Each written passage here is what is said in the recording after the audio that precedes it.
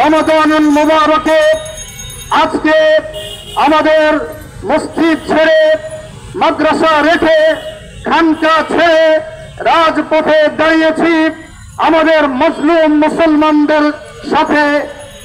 তাদের এই দুঃখে দুর্দশায় বিশ্ব নেতৃবৃন্দ যারা আজকে চোখ বন্ধ করে বসে আছেন তাদের প্রতি ধিক্কার জানানোর জন্য আজ ফিলিস্তিনের গাজ্জায় যুদ্ধ বিরতির মধ্যেও আমাদের মজলুম মুসলমানদের উপরে যে নির্মম হত্যাযজ্ঞ চালানো হয়েছে, জাতীয় ইমাম পরিষদের পক্ষ থেকে, বাংলাদেশের লাখ লাখ ইমামদের পক্ষ থেকে আমরা এই মানববন্ধনের মাধ্যমে এর তীব্র নিন্দা প্রতিবাদ জানাচ্ছি।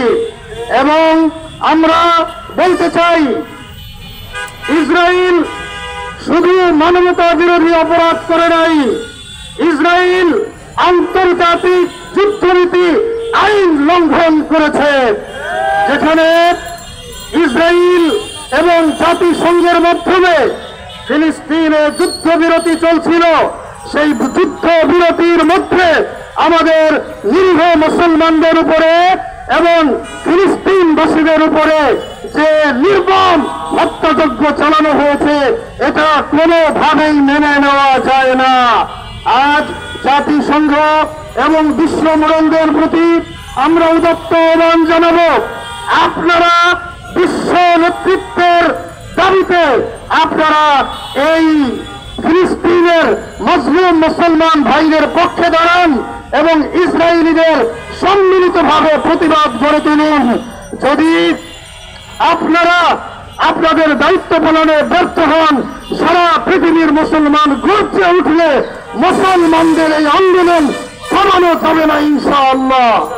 সংগ্রামী তৌহিদি জনতা, আমরা আরো বলতে চাই, ইদানিং লক্ষ্য করছি আমাদের পার্শ্ববর্তী দেশ ভারতে আমাদের মুসলমানদের উপরে বিভিন্নভাবে জুলুম, নির্যাতন, আগ্রাসন এবং হত্যাযজ্ঞ চালানো হচ্ছে। ইমাম পরিষদ আজকের এই মানববন্ধনের মাধ্যমে এর তীব্র নিন্দা প্রতিবাদ জানায় এবং আমরা সরকারকে উদাত্ত আহ্বান জানাবো যে আপনি আপনার জায়গা থেকে আপনার বলিষ্ঠ নেতৃত্বে ওই ফিলিস্তিনের মুসলমানদের পাশে দাঁড়ান। সরকারের পক্ষ থেকে সারা পৃথিবীর বিশ্ব নেতাদেরকে মেসেজ দেন যে বিক্ষুব্ধ বাংলাদেশের তৌহিদি মুসলমান এর বিচার চায়। পাশাপাশি ভারতের মুসলমানদের জন্য আপনি উদ্যোগ গ্রহণ করেন।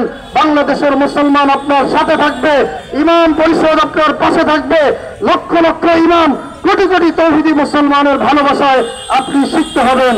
সংগ্রামী